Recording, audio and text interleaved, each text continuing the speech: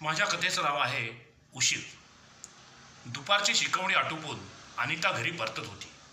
टिळक स्मारक मंदिराच्या वळणावर पाय आपोआप वळाले तेव्हा फुलवाला विकत असलेल्या मोगऱ्याच्या फुलांचा धुंद वास तिच्या नाकात शिरला. प्रेमी युगुलांशी कानगोष्टी करणारा मोगरा.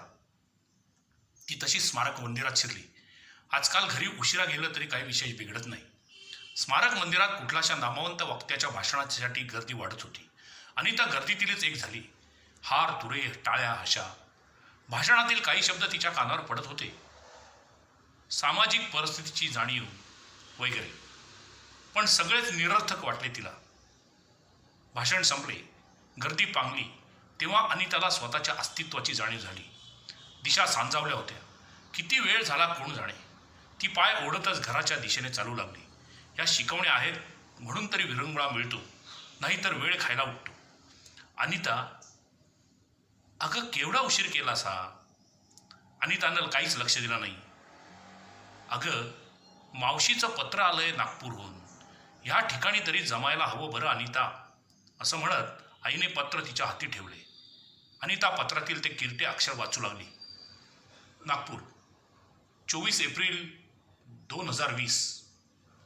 गभा माईस. साष्टांग नमस्कार विनंती विशेष. तुमच्याकडून मागील पत्राचे उत्तर आले नाही का ते समजले नाही, पण आता मी अनितासाठी आणखीन एक स्थळ पाहिले आहे.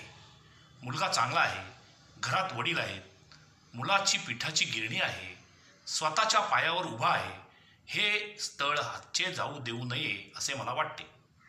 अनिताला म्हणावे, आता तरी हेकटपणा सोड. कळावे, आपली ताई. अनिताची नजर शेवटच्या वाक्यावर स्थिर झाली. कोणीतरी आपल्याला चापकाच्या फटकाऱ्याने फटकावत आहे असे तिला वाटू लागले. म्हणजे शेवटी मीच दोषी, बाकीच्यांचा काहीच दोष नाही. माझ्या तोला मोलाचा मुलगा मिळेपर्यंत मी लग्न करणार नाही, अनिता ठामपणे म्हणाली. अगं, तोला मोलाचा म्हणजे तरी काय? अशीच राहणार आहेस का जन्मभर? तुझ्या पाठी हवी आहे अजून.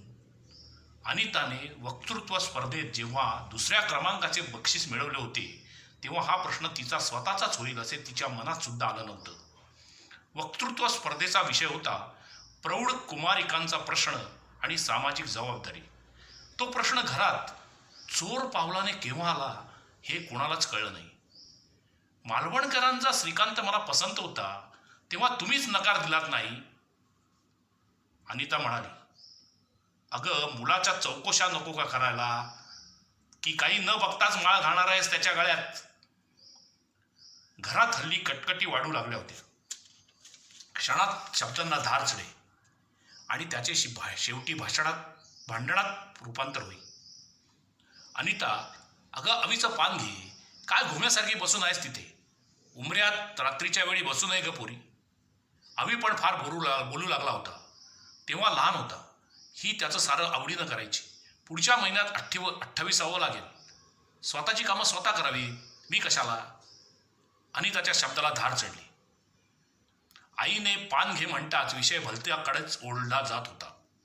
दिवसभर नुसतं फिरायचं, कामाच्या नावानं बोंब. अरे, तुझ्यासारखी मुले ह्या वयात स्थिर सावर होतात, अनिता रागाने म्हणाली त्याला. आणि तू? अवीच्या ह्या शब्दाने अनिता दुखावली. डोळ्यात टचकन पाणी आलं तिच्या. मानवी मनाच्या धाग्यांची गुंतागुंत ही किती निराळी. मायाचा धबधबा एकदम कसा आटून जातो. क्षणात एखाद्याबद्दल वाटणारी आत्मीयता दुसऱ्या क्षणी भुर्रकन केव्हा उडून जाईल याचा नेम नसतो. अवीबद्दल वाटणाऱ्या प्रेमाची जागा तिरस्काराने घेतली. मायेच्या धाग्याचे घट्ट विणलेले पदर तुटत तुटत जाऊ लागले. मावशीने याआधी स्थळ आणले होते, पण आम्हाला इकडचीच मुलगी हवी, नोकरी करणारी, परमनंट जॉब, पुण्या मुंबईकडचीच हवी. नानाविध अडचणींचे डोंगर. खरं तर त्यांना मुलगी पसंत होती, पण मुलीला वडील नाहीत हे नाकारण्याचं खरं कारण. त्यामुळे आई किती दुखावली होती. मनात कुठेतरी सळणारे दुःख आणखीनच खुपू लागले होते तिचे. तशी अनिताई आता बरीच सुटली होती. नजरेत निबरता आली होती. पाठी पुढे वळ्यांची ठेवण नजरेत भरत होती. वाड्यातल्या बायकांचा चर्चेचा विषय असायचा, अनिता, अहो लवकर उरकून टाका, काय उशिरा? आमच्या संध्याचं तर आम्ही पुढच्या वर्षी बघायलाच लागणार हो, म्हणजे त्याच्या पुढच्या वर्षी तरी जमेल.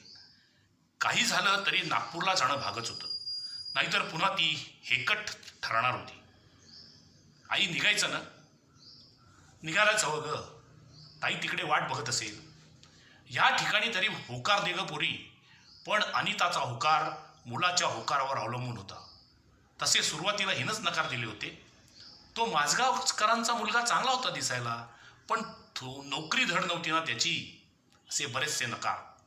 कोणी दिसायला, कोणी नोकरी, कोणी घरादाराने कमी पडत होते.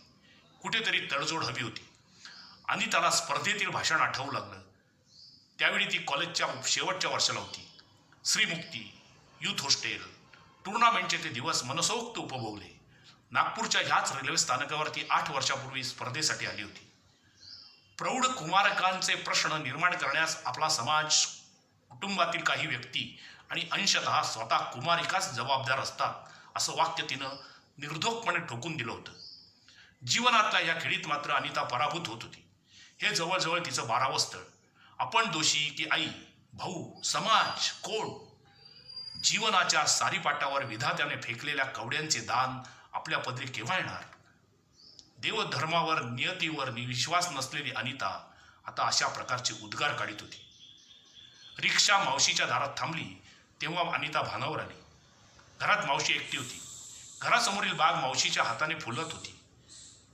तिच्या ह्याच मावशीने विवाह केला नव्हता, पण दुसऱ्यांची लग्ने जमवण्यात ती अग्रेसर असायची.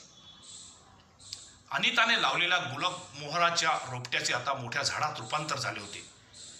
लहानपणी अनिताला गुलमोहराच्या लाल फुलांची भारी वेळ. शेजारच्या गुलमोहराचा सडा जेव्हा पडायचा तेव्हा ती ओच्यात ही एवढी फुलं भरून आणायची. मावशीने तिच्या हौसेखातर हे रोप तिच्याच हाताने लावले होते. त्याच झाडाला पानगळ लागली होती. वाऱ्याबरोबर इवली इवली पाने भुरूभुरू उडून जात होती. तुम्ही परवा येणार होता ना? किती वाट पाहिली तुमची. ह्यावेळी आपण हो म्हणायचे. कसंही असो, काहीही अपेक्षा ठेवायची नाही, असं अनितानं मनोमन ठरवलं होतं. दुसऱ्या दिवशी सकाळी 10ची वेळ ठरली होती. घर मोठं होतं. दारात गाडी होती. त्यांची होती की कुणास ठाऊक. या, केव्हा आलात? हे मुलाचे वडील असावेत. या तरी म्हणाले. माणसं चांगली दिसत आहेत. आणि त्याचे गणित सुरू झाले. हो, नाहीतर आजकाल मुलगी पाहूनच पोहे टाकले जातात. हे अनिताला माहीत झालं होतं. श्री बाहेर गेलाय, येईल थोड्या वेळात. मुली चहा करणार का? हो हो हो, करील ना, मावशी बळीच म्हणाली. मावशीने स्वयंपाकघर दाखवले. अनिता चहा करू लागली. बाई माणूस असून सुद्धा घर कसं नेटनेटकं होतं. अनिताला मनोमन पसंत पडलं होतं. आता जणू ह्या घरातच आपण पडणार ह्या दृष्टीने ती चहूकडे बघू लागली. स्वयंपाकघराची, दिवाणखाण्याची मांडणी करू लागली. त्यांचा स्वभाव, आपलं पडतं घेणं याचे आखाडे बांधू लागली. आता सरळ हो म्हणायचं. अनिताच्या हृदयातील धडधड वाढत होती. होईल ते हो. जीवनातल्या कठीण प्रसंगी निर्णय घेण्याचं धाडस ज्यांना साधतं तेच यशस्वी होतात. नाहीतर to be or not to बीच्या चक्रव्यूहात अडकला जातो तो माणूस. स्त्रीचं जमलं बरं का मावशी? बाहेरून आलेला आवाज अनिताच्या कानात शिरला. हातात धरलेली चहाची कब्बशी क्षणभर थरारली. कालच मुलगी दाखवण्याचा कार्यक्रम झाला. अनिताला आता खरोखर उशीर झाला होता. उशीर हा अक्षम्यच असतो. कुणी फलाटावर उशिरा पोचतो, कुणी कुणाच्या लग्नाला वेळेवर पोचू शकत नाही, कुणाला नोकरीचा काल उशिरा पोचतो. जीवनात उशीर हा किती घडामोडी करतो. रिक्षा घराच्या दिशेने धावत होती. मावशीच्या दारासमोरील गुलमोहराच्या पानांची गळती वाढलीये असं उगाचच अनिताला वाटू लागलं. धन्यवाद.